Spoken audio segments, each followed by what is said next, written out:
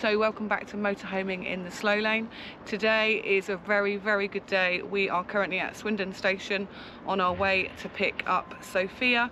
We're going to get the train from Swindon to Pad, take a tube across to King's Cross, from King's Cross to Peterborough, and then Peterborough over to March, and then we're going to walk to the garage to pick up Sophia. We're going to take you with us. So just a really quick update. It didn't quite go to plan. We got as far as Reading and unfortunately there was a fatality. So we got on a train from Reading, stopped off at Birmingham New Street, and then from Birmingham New Street we are on a train to March. So we're due to get there at 6:30, and I think, did we leave our house at 12 o'clock? 12 o'clock. So it's the longest journey in history. And the gentleman that has fixed Sophia is going to pick us up from the station, so hopefully in the next half an hour we will have her back. So seriously, you couldn't write this shit. I can't say that, can I? You can say that. We've had a really bad day. Okay, so we set off from home at 12 o'clock. We've finally made it to March after 6.5 hours. Went to pick the van up. Everything sounded good. Talked to the guy that had been doing it, went through all the problems that it had had, and said our goodbyes. Got in the van, paid a big bill. Paid the bill. Got in the van, got it all ready. Off we drove, and within a quarter of a mile or so, when we got up to speed, we heard an unusual noise, or a knocking. Now, anyone that knows Sophia knows that she's noisy, makes a noise anyway, but this noise was something that I've not heard before. So we carried on for about a mile or so and the noise wasn't going away, so we've turned around and gone back. Poor guy was still in the yard, so he's had it jacked up, had a look, can't say what it is. Think it might be something with the tracking, or a buckled wheel might have been caused in recovery or something, but we just don't know at the moment. So that's it.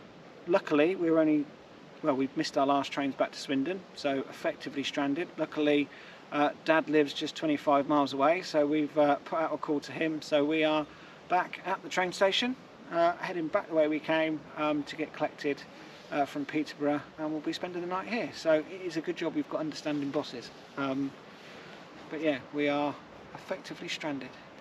So having not eaten since lunchtime, fish and chips, yum yum. So after having to spend the night in Stamford, because the van was making that noise yesterday, we found out that that was due to a bent drive shaft. So looks like that was bent when the engine was taken out or put back in by the garage back in Swindon, which was another thumbs up for them. So we're just going to leave Stamford now, make our way back to March, and see what the van's like. So here we go. It's 3.5 months on from our breakdown just outside of Edinburgh.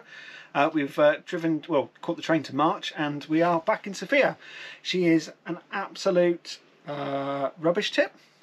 She's filthy inside where she's been sat for so long, so Sarah's got a bit of a job to do. But yes, we are really happy to be back in her. We're about to get on the move, back to Swindon now, sort her out over the weekend and get ready for our next trip. I couldn't be happier. So we are back in Sofia and we are doing some upgrades before our next adventure starts on Wednesday. So the van is absolutely filthy. The outside is probably going to take 3 or 4 washes, do you think? Easily, yeah, it's disgusting. We've stripped everything inside because that was just covered with like grime, from where the what is it? The skylight had been off in the workshop, so everything in the workshop it just fallen through, so it's just covered in dirty, manky grime and dust, and particularly unpleasant. So we'll get that sorted. So yeah, so we've got to do a massive big clean on that, which I'll be doing all of that inside. We're also going to fit a solar panel. We are going to paint the oven because that's looking pretty old and rusty.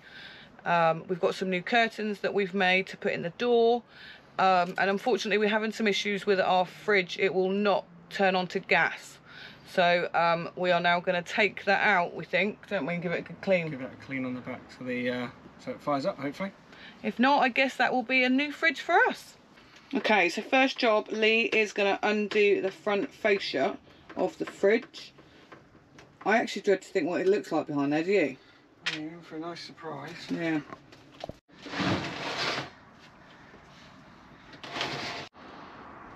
I'm hoping the camera picks up all the dirt and grime. We're going to give that a really good clean before we put it all back in.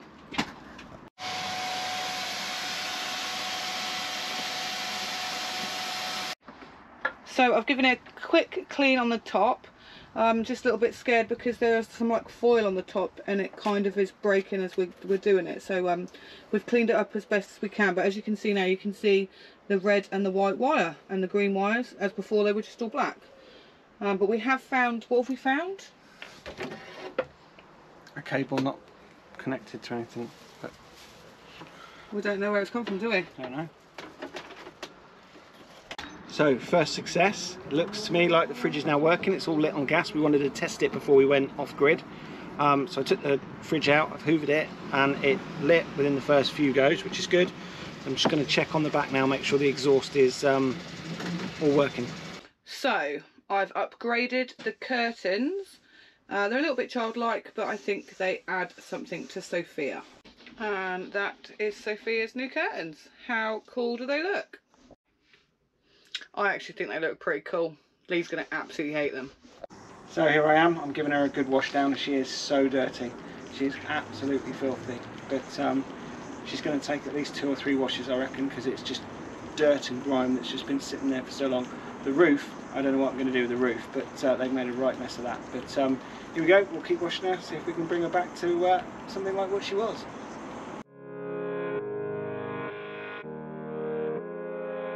My task for today is to upgrade the cooker.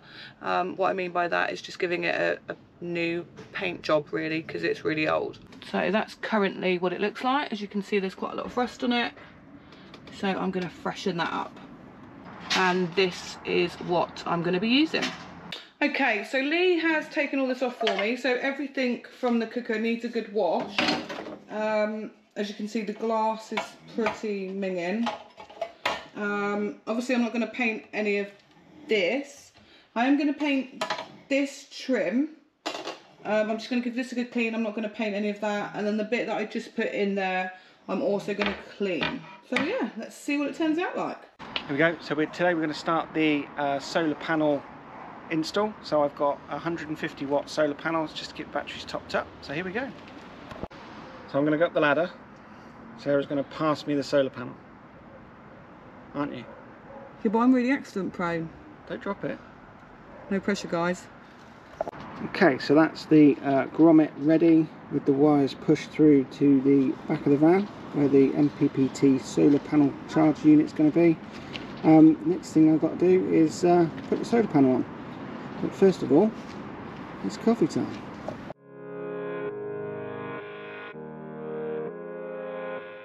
So sorry, I've not filmed a lot today because it's been very hot, and trying to film on top of the van and balance on the roof has not been easy. But the solar panel is now fitted to the roof, and the grommet where the wires come down is also done. And I've now installed the charge controller, which I'll show you in a second if I can get the camera around there. And we're just about to switch on the solar and see what happens. Never fitted one before, so we'll either get a nice flow of electricity free from the sun, or the van will blow up. So let's wait and see. So I don't know if you can see that in the light, but you can see that the MPPT solar controller is installed just at the back of the electrics there, nicely tucked out of the way. Excuse the wiring, I will tidy that up in a second. But that's a feed coming from the solar panel into the controller and then down into the leisure battery. I'm going to test this, see if it works, and my next step then will be to run a charge up to the main battery. What are you doing, Dr. Heidi? Dr. Heidi? So I'm doing my second coat. This is probably, it's a really hard paint to work with. I am pretty shit at painting. Sorry, I'm pretty bad at painting. It's literally like water. So Lee took all the front off. I've washed all of that. That's all done. I'm just doing my second coat. The handle's done, but I have taken off all of the plastic bits off of the glass, which Lee instructed me not to do. They all came off. So I don't know how this is gonna. I don't know at the minute. I'm a little bit. It's not going to plan, is it? Well, that's all right. See how it goes. It can't be any worse than it was. So what's with the pigtails? It's really hot and my hair gets big. What have you got all the lights on for? What have all the lights on for? You've got all the lights on, it's bright sunshine, you've got all the lights on. Because Lee has just fitted the solar panel and for some reason we're not getting a reading. So we think it's because the battery, the leisure battery, is completely charged. So we're trying to drain the battery to see if we get a reading. Okay, so we've finished the cooker. If I'm honest, I'm not a big fan of it. It looks better without the rust, but I don't like the grey and the brown. I will show you what I mean. So that's what it currently looks like. Let us know in the comments what you think of the colour. I'm thinking actually we might change the paint and go white at the top. Obviously I can't paint the glass, so I don't know if the brown and the grey look a bit silly, but put down in the comments what you think. So that was a bit of a head scratching moment. I've been sat there for the last hour wondering what was going wrong. I activated the solar and it was all working fine. It said the battery was fully charged. We knew the leisure battery was fully charged anyway, and then all of a sudden the split charge relay activated, and I thought, well, that can't be right because the split charge relay should only work one way. So I've just had a look through and it turns out, although it wasn't in the original ad, that I've bought by accident a dual sense VSR which detects charge in both directions. So now I have the leisure battery and the car battery all charging off the solar panel with no additional wiring needed. So that was a happy accident. So yeah, and with a day like today, absolutely glorious sunshine, we are generating power for free. It's great to be back in the van. Our next adventure starts in just 3 days time, so join us for that. It's something particularly special and it's definitely my favourite long weekend of the year. And we're really excited to say we will see you on the road again.